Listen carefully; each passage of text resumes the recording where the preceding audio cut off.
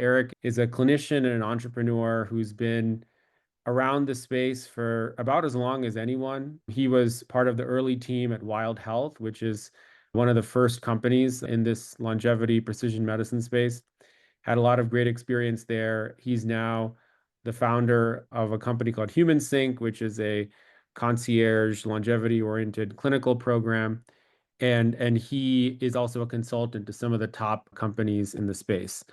And so today, Erik is going to be talking about a very specific program he's been developing related to brain health. It's something he's been spending a lot of time on. It's something that a lot of us hear about from our patients, we think about commercially.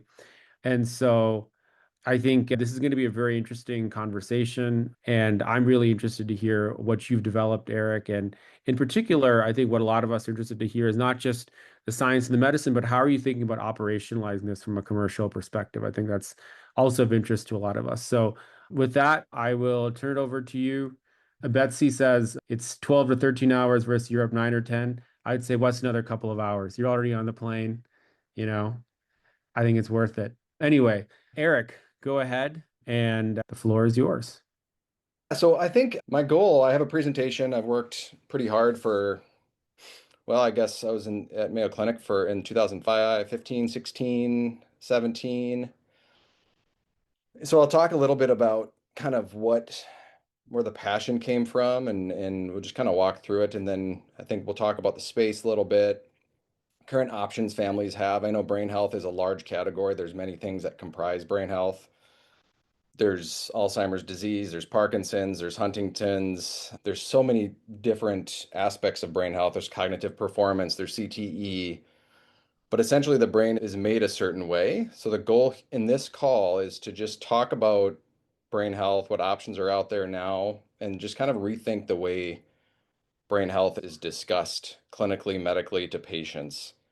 It's extremely complicated. So my goal is to simplify that. And then part of it is the operations of it, taking it all together because it's so complicated. It's hard for clinicians. Like I've worked at three clinics now and two telemedicine businesses, one including Wild Health, and it's complicated. It's not just one thing. There's type 3 diabetes, people commonly hear, which is related to blood sugar and metabolic dysfunction in the brain, but there's other contributors. So the goal on this call is to talk about those contributors and think of a way to talk about it clinically to our teams, but then also to our patients as well so they understand it. Because I think we understand metabolic health, we understand cardiovascular health, I think, to a certain point. Immune and cancer is a little more complicated. Environmental health, I think, is more complicated. But the brain is, like, I think, the next frontier. And I'll go into a presentation now, if that's okay. Yep. Okay. I like the title is The Future of Brain Health because we are talking about the future of medicine right now. Everybody on this call is looking forward to maybe we'll call it the next generation of medicine. So why are we here? Mainly just to rethink brain health. It's extremely dynamic and it's an adaptable system that's meant to be strengthened, protected, and rejuvenated. It's not just an organ that deteriorates. I talk to a lot of family and friends that are not in this space. They believe that the brain just dysfunctions with age. And I think we have to rethink that. It does to a certain point. We are fighting against the aging curve. There's no arguing that. But there's a lot more we can do to think about strengthening it, protecting it, and rejuvenating it as we get older. It's extremely complicated. Dale Bredesen talks about over 214 meds. As of 2014, I believe it was, 214 meds were tested. One delays symptoms, donepezil and Aricept. There's a lot of the amyloid medications going out there right now, but nothing has really worked. People are getting sick. The numbers are increasing. We'll talk about the economy of brain aging pretty soon, but biggest takeaway is it's really complicated. And that's what I'm trying to communicate on this call. And I would love for feedback at the end to see if it resonates with people. As of 2026, a one size fits all approach does not work. It's very reactive. So there's a huge prevention gap. Most disease starts happening 20 years before symptoms set in. Same with cardiovascular disease and plaque deposition in the arteries in the 20s. So, and there's a massive educational divide that exists in the public and the medical community, understanding how lifestyle, biology, and neuroscience all converge for cognitive function. Thankfully, there has been new science, and we'll talk about that. There's high engagement amongst almost every single person I talk to. Doctors on this call, scientists, researchers, investors, the public. the farmer I met at the gym this morning, 61-year-old guy that's retired. I mean, everybody is curious about it. Most people anyway. So this gives us a unique opportunity to move it forward, the whole field forward in a positive direction, specifically related to brain health. Today, we're going to discuss a few things. We're going to talk about the problem, why it's complicated, what current research is telling us about brain aging, something called APP, ATN, and the seven drivers. We'll spend most time on that middle bullet there, the third bullet. Amyloid precursor protein, the ATN framework of neurological drivers, and the seven drivers of aging, which all contribute, and they're all related. It's almost like a triad.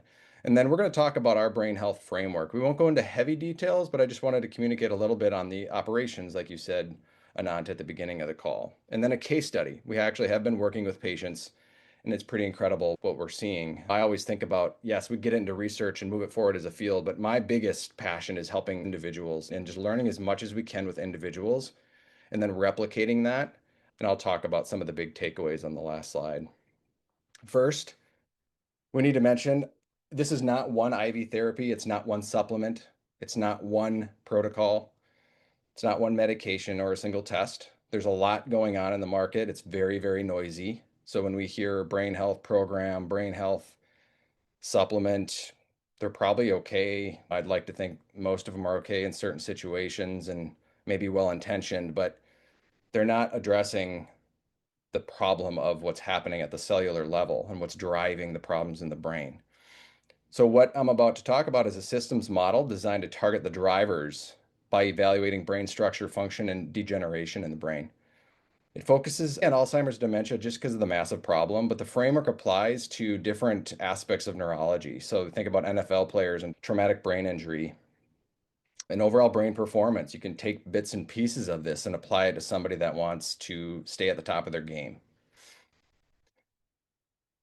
My personal passion, just very briefly, I grew up in Rochester, Minnesota. My dad was in neurosurgery at Mayo Clinic. So as a kid, I remember he'd come home from work after working a long day, and I would ask him, "Hey, did you see a brain today?" And I was just always, for some reason, curious. It has something to do with his career, I'm sure. My personal history, I played a lot of sports, three concussions, two massive concussions that my memory was erased for 24 hours. So that made me curious on like what in the heck happened. When it happened, I was not thinking about going into this space, but now I'm extremely curious. I found out I'm ApoE2/3, which is semi-protective, so hopefully that offsets my concussions, but who knows? After nursing school, so I'm a critical care nurse, intensive care nurse, did a preceptorship in college, and I loved the ICU, so I applied to Mayo Clinic's neuro ICU in Rochester.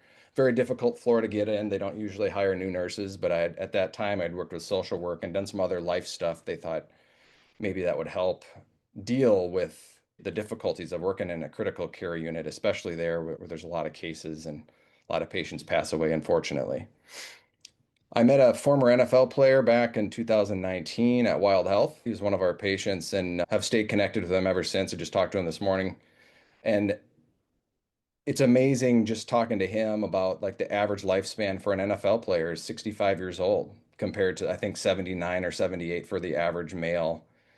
Just talking about males because of NFL, it's just interesting and it's unfortunate there's not a lot of options even for them. So that's led to some current partnership discussions.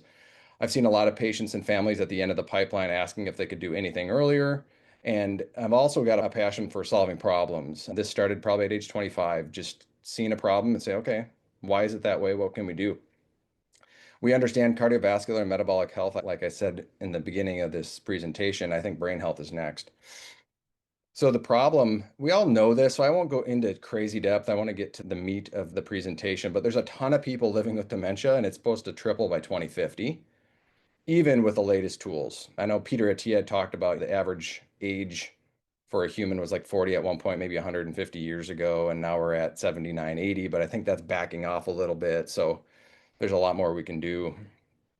Pathology starts early, but there's no screening for brain health, essentially. We have to wait for symptoms to appear, the way the system's set up. Early concerns are dismissed as aging or stress. I heard this over and over. And there's a multifactorial biology going on treated with single agents. That's why all the medications aren't working. The diagnosis at MCI or dementia, when the damage is advanced, treatment is limited to symptom management. So once the disease sets in and things are happening, it's kind of reacting to the symptoms to improve quality of life. So the ATN biomarkers, we'll talk about that. And interventions now exist, but they have not reached standard clinical workflow. So medicine is slow, science is slow, but getting faster, I hope, with AI. Everything is just slow, but there's a lot of tools that are at our disposal right now. And I'm sure some of you on the call have heard about some of these things. Amyloid, tau, neurofilament light. Thankfully, that conversation is more prevalent. And the missed intervention window is the real failure. So we just have to implement things. We do need more science and research to come out for sure. We always need that. But there are a lot of things we could do right now. The economics, it's just really expensive. Median survival after dementia diagnosis is about 4.8 years. Median time from diagnosis to facility admission is about three and a half years. Survival once admitted to a facility is 2 to 2.5 years. So then you enter memory care at 7,500 a month, up to 10,000 in some states. That's pretty crazy, pretty expensive, and not to mention the caregiver burden and the exhaustion and the stress on the family. And then just for the individual being in that state for such a long time, if we had a screening that everybody went through early, in life, maybe mid 30s, early 40s, I think we could do a lot of good work. It's complicated again. It's not just one disease. There's lots of different forms. We won't go into all the details. Alzheimer's, vascular dementia, Lewy body. I think of Robin Williams.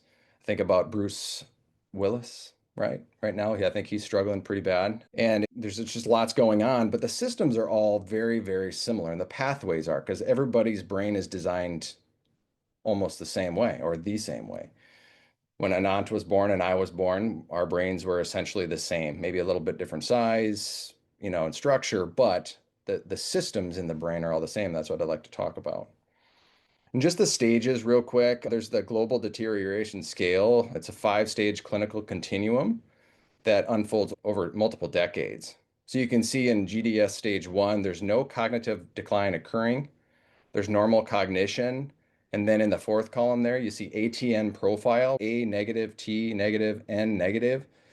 All the negatives essentially mean there's no signs of amyloid, there's no signs of tau, there's no signs of neurofilament light, which we'll talk about, which is cell death, neurodegeneration marker. GDS stage 1 is great. That's where we want a lot of our patients to be thinking about this stuff at Human Sync anyway. And then you've got GDS stage 2, which is subjective cognitive impairment, which lasts for a long time. And there's early interception yields the highest return of investment. So if we can catch somebody that's got early signs, so maybe just a little amyloid, but tau's negative and neurofilament light's negative, there's a lot we could do. Like I said, we don't have a 30-year research study on this, but as you listen to the rest of the presentation and put all the pieces together, I think you'll agree at the end. There's mild cognitive impairment, which is also known as MCI. I would say that's a little more urgent, and then it just keeps on going up to mild dementia and moderate to severe dementia. So there's a big gap. There's a lot of opportunity to do something early. So first, kind of looking at, in order to find the solution, we need to know exactly what the heck is going on. And I think there's a lot of science and information out there that does show us this. Dale Bredesen, Richard Isaacson, Daniel Amen. A lot of these people have done work, and there's also been criticism for some things they've done. But overall, the research that they've done have moved this in a positive direction because what we were dealing with before was nothing. There was not a whole lot of discussion about it. So what they've done is, even though it maybe hasn't been perfect, I know Dale Bredesen, we've talked to his chief medical officer, and they had trouble scaling it, and it was complicated. Richard Isaacson, I've never met him. I heard he's a great guy, but I've listened to his podcast, and Danielle Amen's doing the SPECT imaging. These guys have done a great job. Mary Kay Ross was the chief medical officer at Thorne, and we had many conversations with her. And so there are good things happening. But I think about like hiring a clinician or a nurse or somebody that's going to provide care in our brain health program. This is huge because if we can understand what's driving neurological decline, we can then communicate it to our team and they can then communicate it to the patients so people understand the why. If we don't understand the why, I personally sometimes fail to move forward in a positive direction. So the goal here is to understand the why. And it starts with something called APP, amyloid precursor protein.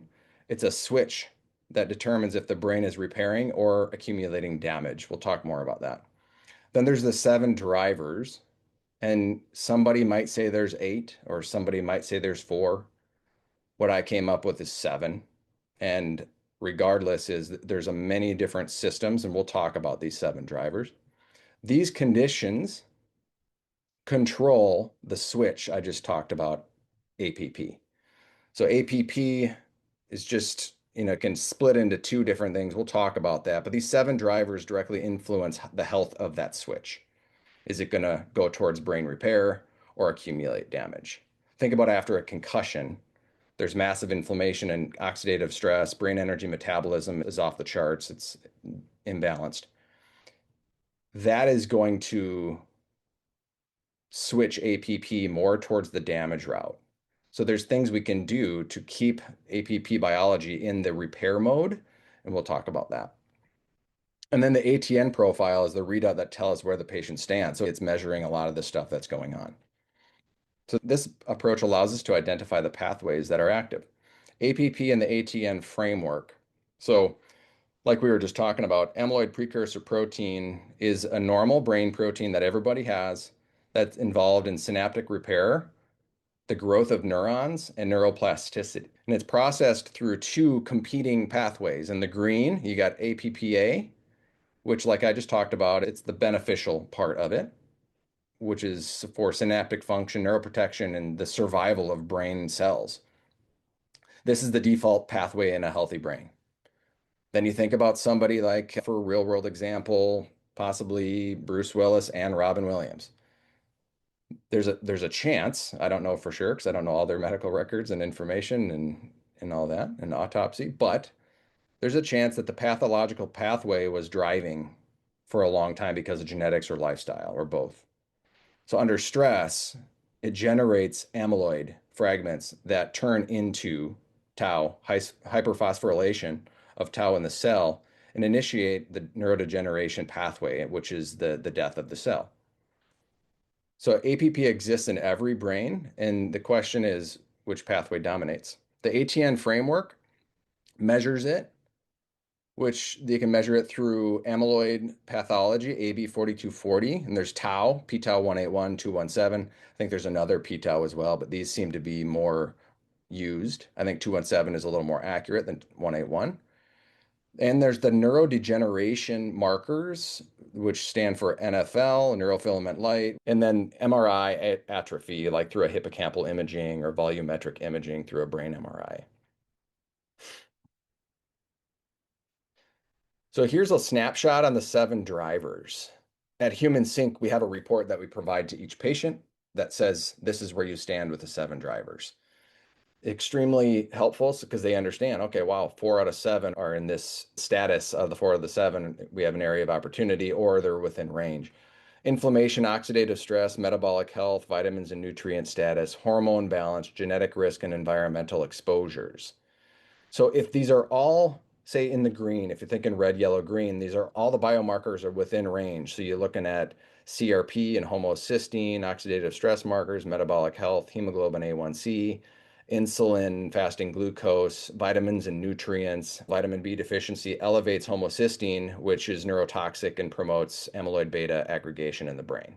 So you've got an 80-year-old with high homocysteine with ApoE34 or 44 genetics. That homocysteine is likely contributing to neurotoxicity and promoting amyloid beta. So in the 40s, keeping homocysteine under 8 or 9, 7, but one example. Hormone balance hormones are very protective, especially for females after menopause or going through the menopausal state. If they've got the gene of ApoE34 and hormones are going through the roller coaster. I know females greatly benefit from HRT if timed correctly and monitored correctly. Genetic risk, ApoE4 carriers are just more at risk, and that's because of amyloid beta, p-tau, and what's happening to amyloid precursor protein from ApoE4.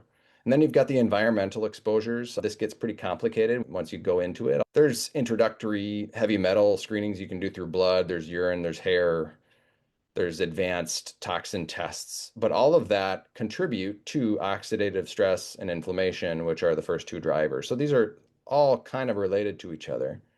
But if we can identify the inflammatory status, oxidative stress, metabolic health, vitamins and nutrients, and all seven drivers, we know where these stand, the brain will be in a much happier state. A little bit more on the seven drivers. Inflammation can come from many different things, as you guys probably know. Poor diet, high gluten, somebody's gluten intolerant, if they're celiac, smoking, infections, obesity, gut problems, autoimmunity. So all this stuff has to be checked.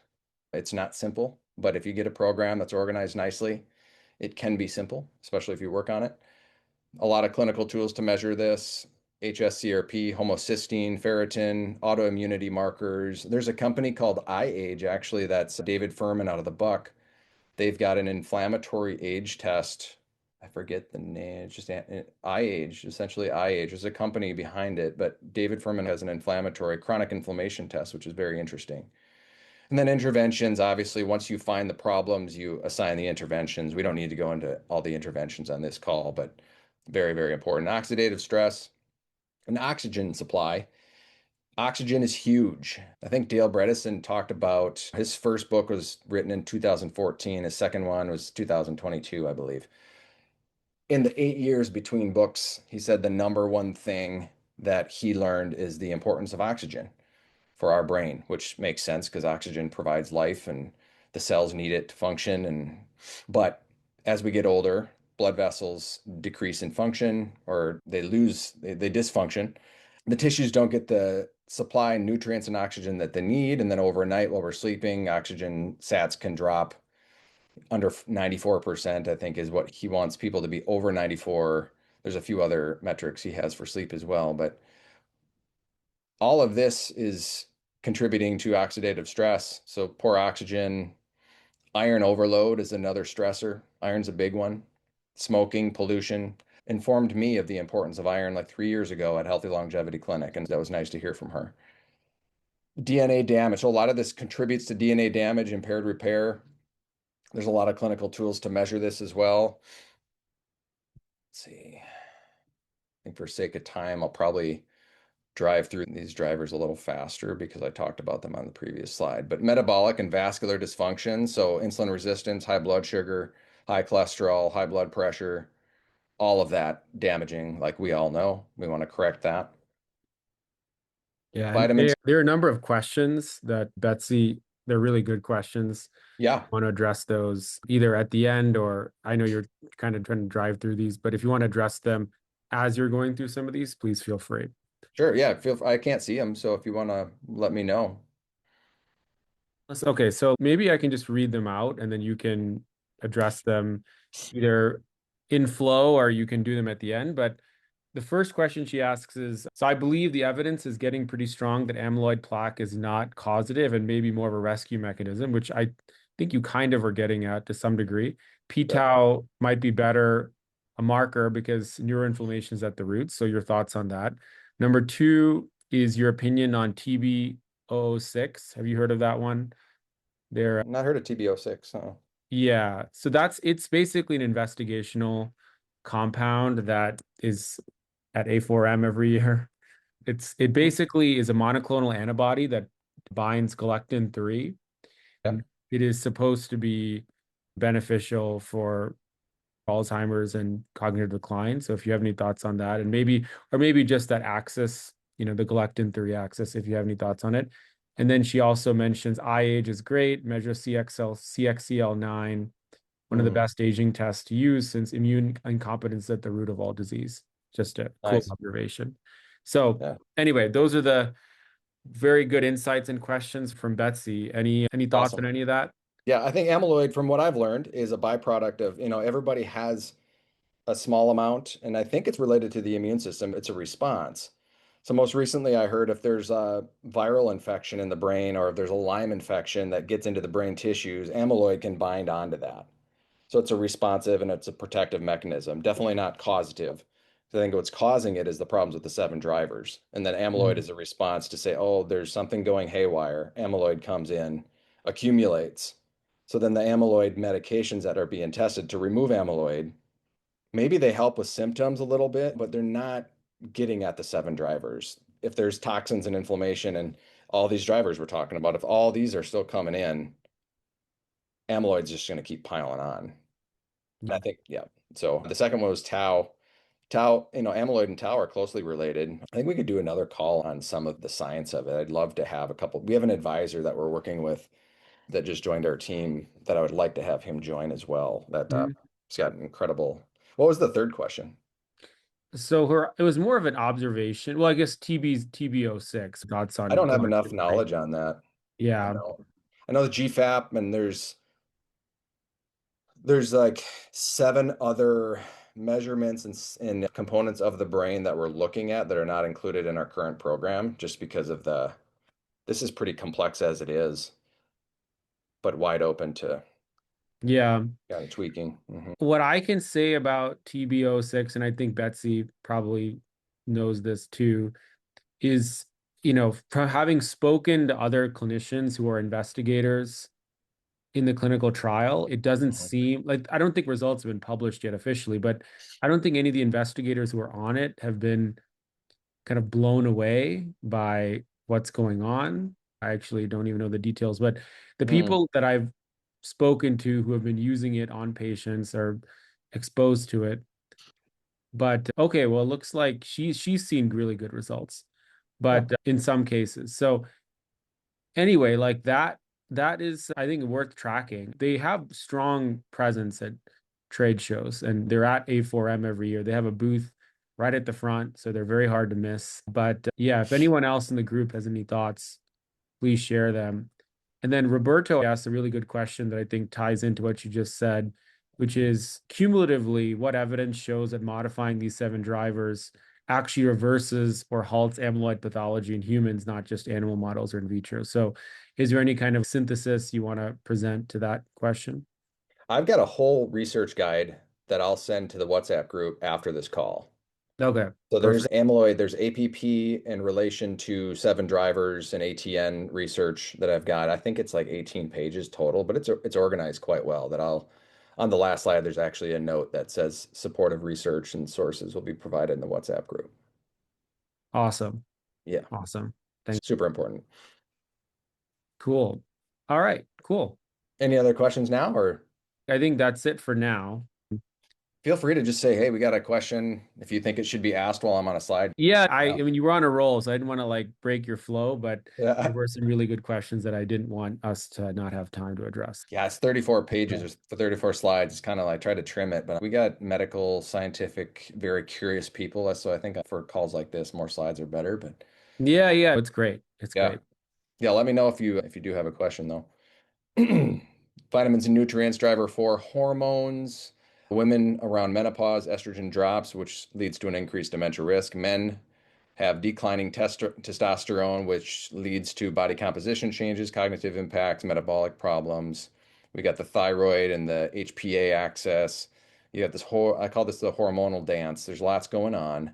There's the pregnenolone steal, which is not even mentioned at all on this slide, but pregnenolone is a pretty interesting hormone that we're kind of looking at. But making sure hormones are at a good spot for the individual and their age and they're monitored correctly, which is huge. Genetics.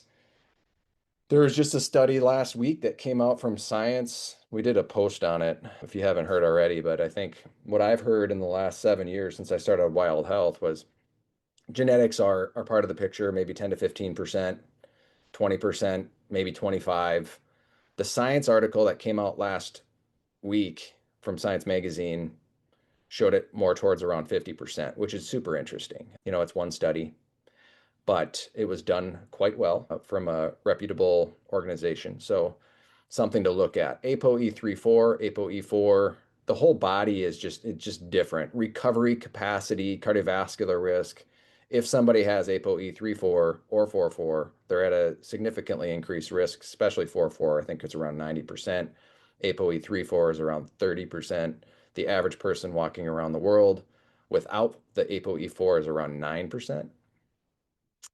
You've got BDNF, which is brain-derived neurotrophic factor. And Eric, sorry to Yeah. interrupt you again, but there was a question that I think ties directly into ApoE4, which I know you just discussed. So this Mhm. is also from Roberto. He says, Genetic risk ApoE4 is not modifiable. Why did you include that among the drivers to fix? Did you mean that genetic testing to know that risk is a fix? Well, no, it's more so information that helps. I mean, if you know you have it, that is driving disease. Because if you don't have it, it's not driving it as much. So if it's ApoE44 and there's a 90% risk, even though it's a genetic predisposition, there's nothing you can do about having it. Knowing you have it can change the seriousness of the plan. And some patients that know they have it that I've worked with, some don't want to know they have it, some do. But if you've got, for example, low BDNF, according to the SNPs, we do polygenic risk scoring, then and you have ApoE34, then that takes it, okay, can we work out outside in the sun a little bit more because sun is one of the biggest sources of BDNF. We don't measure BDNF right now, unfortunately. MTHFR and COMT, methylation, stress resilience. So just understanding the genetic landscape for the individual is extremely helpful. Without it, you're kind of shooting in the dark, but at the same time, people respond. I think we all know if you have 80% of the interventions that everybody follows, people are likely going to improve. But this allows us to target it a little bit more specifically.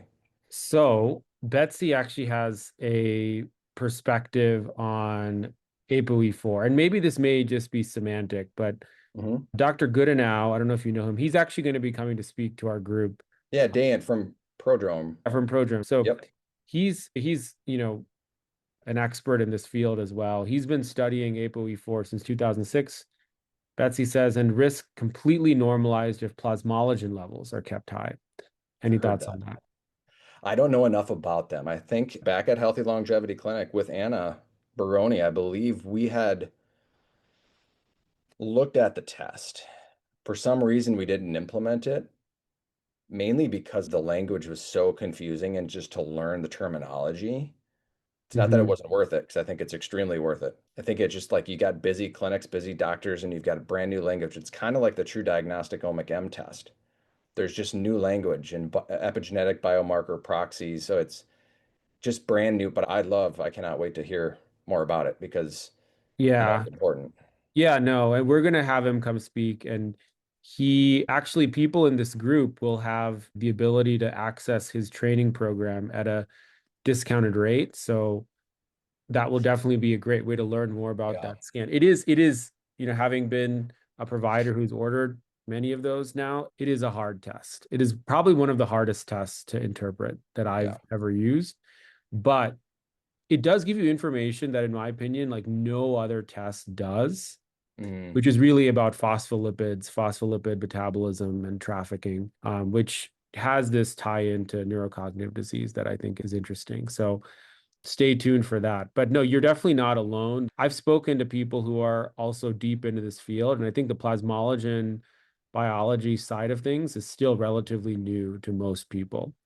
I can't wait to hear him talk about it. But is it similar to, I think about phospholipids, I think about the lipid bilayer on each cell and omega index status, omega 3 and 6. Is it similar to fatty acids and cell integrity? That's from. I mean, I think integrity is a big part of it. I think Mhm. there's also kind of an antioxidant function that plasmalogens serve as well. They're actually one of the most powerful antioxidants we have. And so I Oh, think it is both like structural integrity as well as mitigation against oxidative stress and got it. damage that, and Betsy, if you have anything more to add to that, please do. But it is very interesting. Plasmalogen biology is very interesting. I think it's still underappreciated. The folks at Prodrome and Dan are trying to change that, but it is something that's definitely worth paying attention to. That'd be fun to go down that rabbit hole for a while. I remember when I first heard mTOR from Peter Attia back in like 2019. I went to my wife and I was like, it's going to take me a long time to understand the biology of these things because it's just so complicated sometimes. But any Yeah. other questions or should I keep rolling? Keep rolling, man. Okay. The seventh driver, environmental insults. As soon as you unpack the environment, there's so many rabbit holes. But we're doing it because I think we have to. If we don't, there could be things going on and it's a disservice to our patients essentially. So we've got to do it. And in doing that, we are learning on how to protocol operationalize this. All of this contributes to many different problems in the brain. For sake of time, We're not starting from zero, so there are some pioneers in lineage. You've got Bredesen, you've got Isaacson, you've got the finger trial at Mayo Clinic. We'll talk about that in a second. Since we already talked about Isaacson and Bredesen, we'll skip to the next one. We've got the finger trial, which was done in Finland. That's where the FIN stands for. It stands for 1,260 at-risk adults aged 60 to 77 over 2 years in Finland in 2015. And what it is the first randomized controlled trial to prove multi-domain lifestyle interventions prevent cognitive decline. Diet, exercise, cognitive training, social engagement, cardiovascular risk management. The results were 25% greater improvement versus the controls and 30% less cognitive decline. That's interesting. There's always holes to poke in studies, but that's interesting. And so then you move over to the Mayo Clinic Cinequel study. Not a lot of people know about this one. Hockey team in Canada partnered up with Mayo Clinic and Thorne. And it was very interesting. There's some pretty good benefits from the group that took Cinequel. So Cinequel is a supplement that Thorne made. They included, because I talked to Mary Kay Ross about this. She was the chief medical officer at the time. They included fish oil in the supplement, so the taste was not the best. But 54 junior hockey players across one season took this. Some did, some didn't. The key ingredients, magnesium threonate, you'll notice a lot of these are brain supportive. Beta hydroxybutyrate, think of Dom DiAgostino, branched chain amino acids, CoQ10, DHA, curcumin, nicotinamide riboside. You got the Sinclair molecule, resveratrol. And so all of those support brain health, as we know, and then together it helped these hockey players. I'll have the study linked in the document that I share on the WhatsApp group. So we're taking everything we talked about, we're trying to put that into a program and deliver it.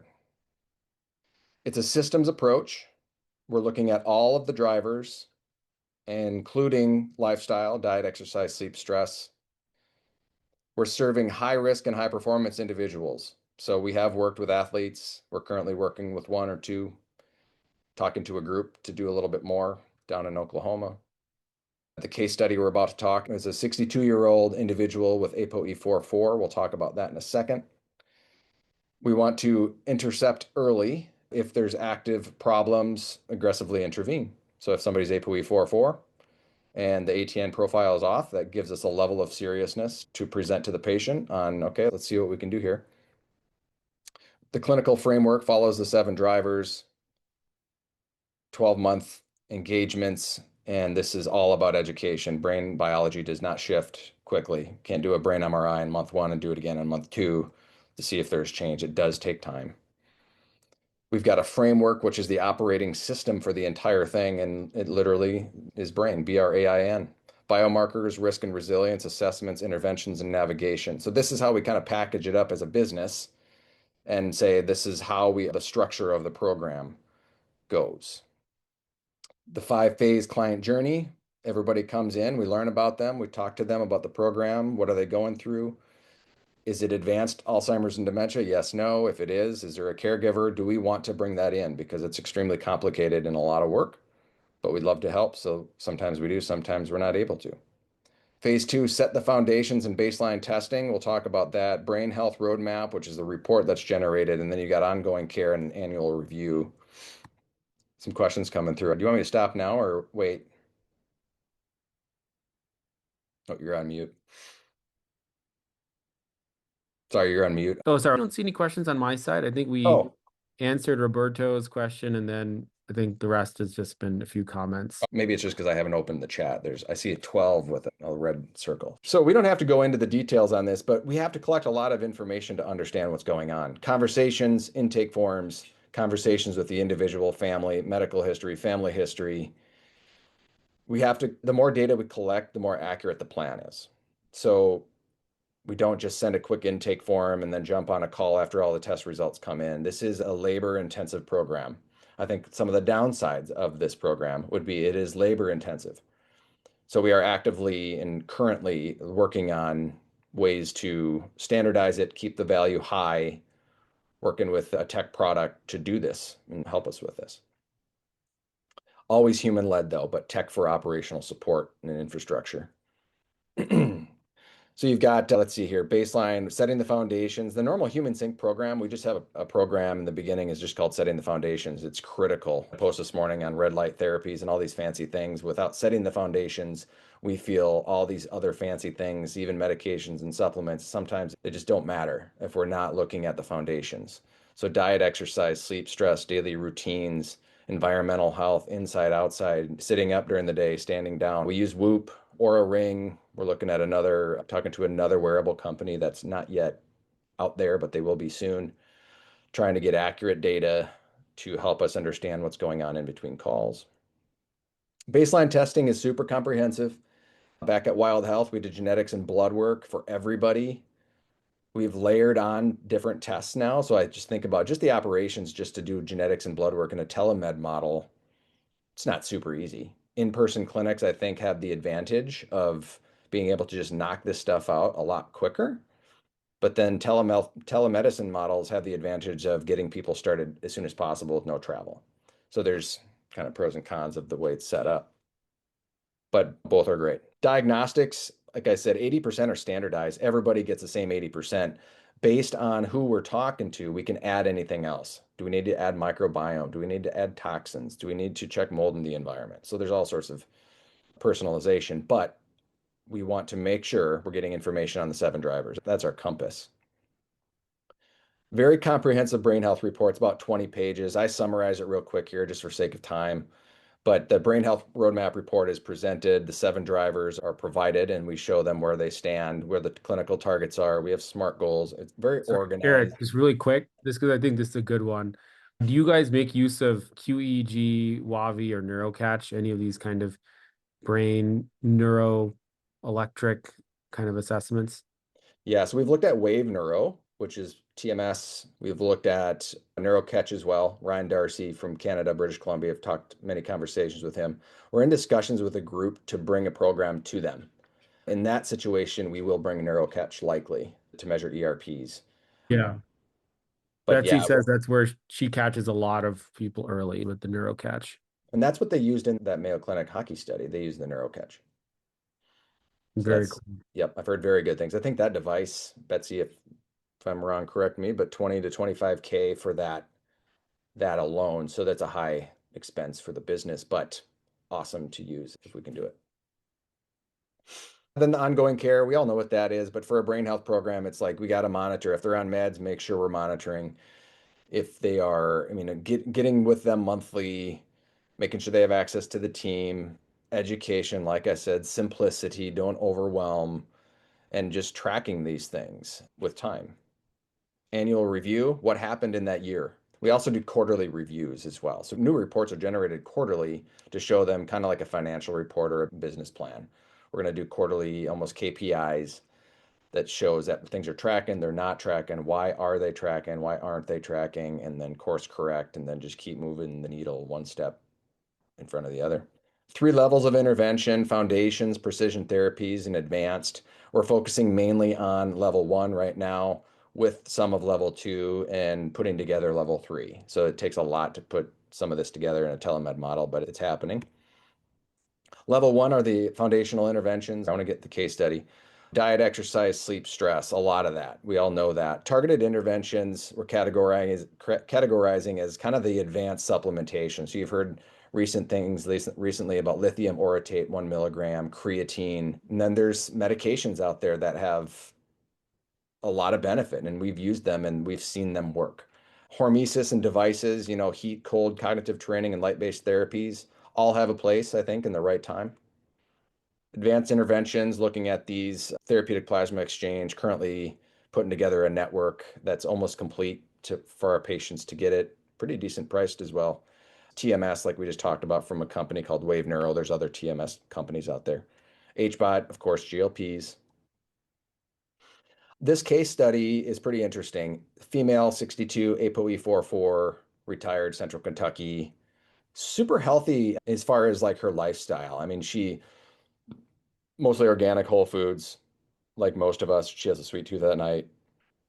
Not excessive alcohol consumption, but there, especially for somebody with 4-4. I remember talking to Mike Mallon, the chief medical officer at Wild Health. Me and him took a lot of people with these genetics, And he showed a graph one time. If somebody's 4'4" and they drink alcohol, like the risk, I've not been able to find that graph. If anybody has that, please share. But it's insane the difference of not drinking versus drinking for an individual with ApoE 4/4. Exercise, this individual actually did very, very long bike rides in the summer outside, like 20 to 30 miles multiple times per week.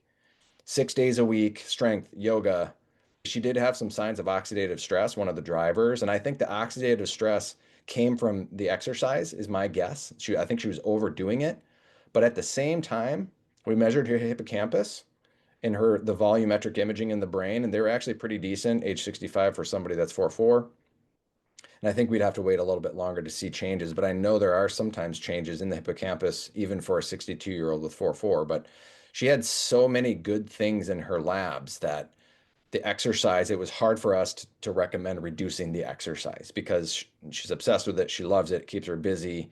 She's with friends. So we didn't touch exercise that much. We did, recommend the wine and the sweet tooth. She's a light sleeper, deep at 45, REM at 60. She's got her stress under control for sure. She's on estrogen and progesterone. Mother and father both have the chronic diseases of aging that we all know.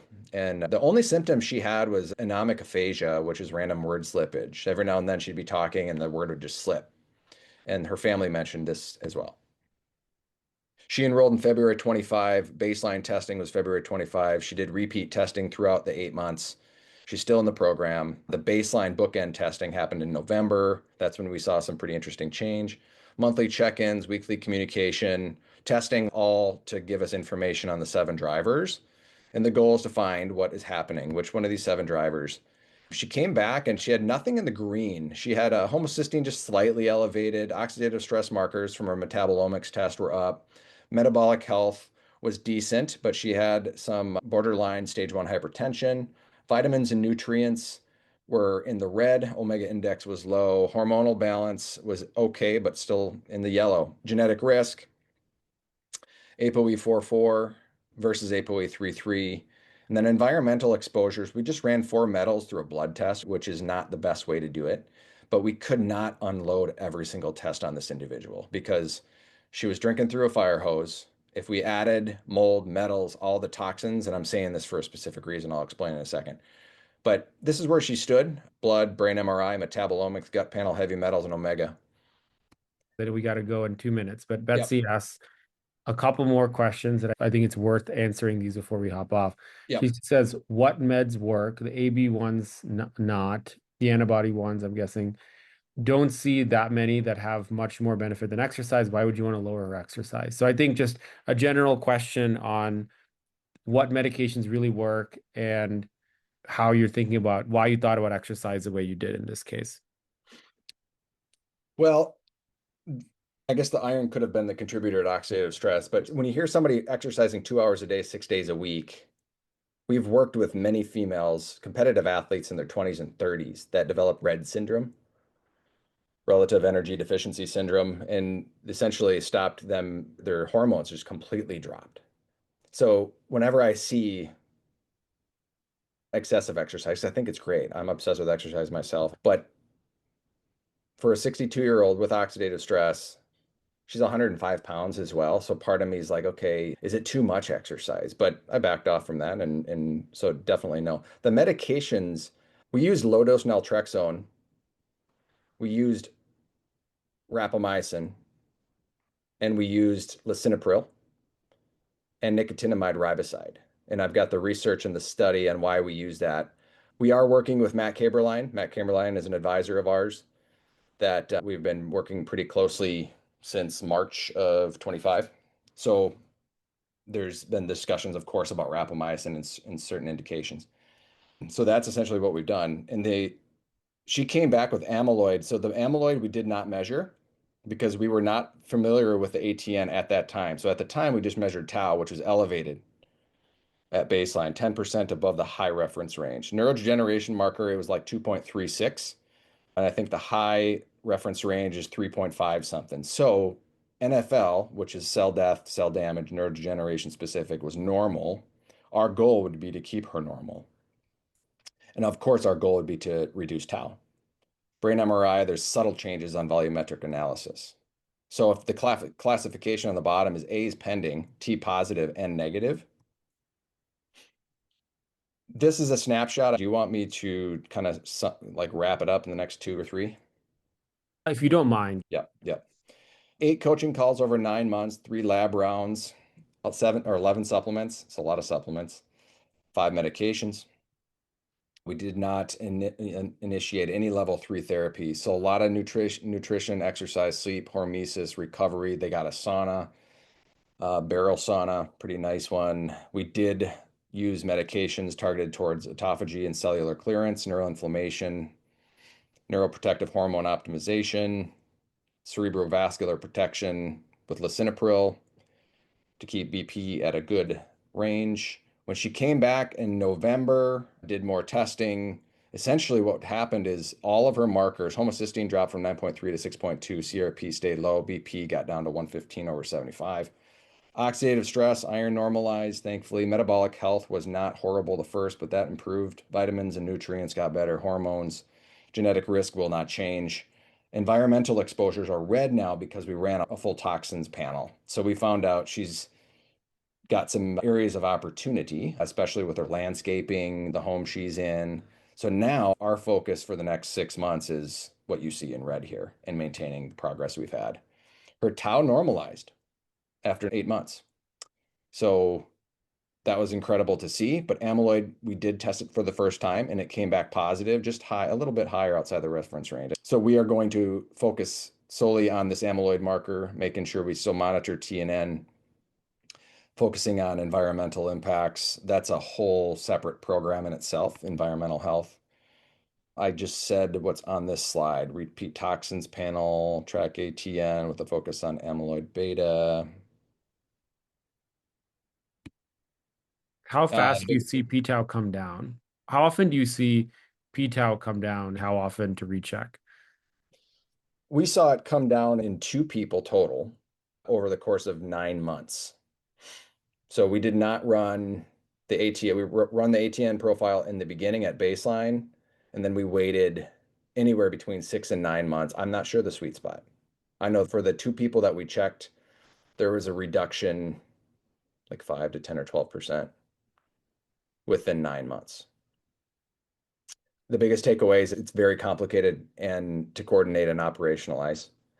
It's very challenging because of what's going on with the brain. And we are working on standardizing this. Education is huge in this. So education along delivering the plan has been extremely helpful because this person did not want to take supplements in the beginning at all. And now she's taking 11 because she's seen what's happened to her blood work. They're very organized and we have them kind of stacked together for absorption and we have end dates and all that good stuff. Awesome. Yep. Well, thank you so much, Eric. There will probably be some additional questions. People should feel free to put those in the WhatsApp group. And Yep. if you don't mind sharing some of those resources you alluded to as well, that would be great. Will do. But otherwise, thank you so much for coming to speak to us. I would definitely love to have you do another one, kind of a further deep dive. I feel like there's so many different tentacles to this that we Mhm. could chase down, and I feel like the group would really benefit from that. Totally. Yep. Let's figure that out. Yeah, that'd be great. Awesome, man. All right. Well, everyone, have a great weekend. We'll see you guys again soon. Thanks, Anat. Take care. Bye bye. Bye bye.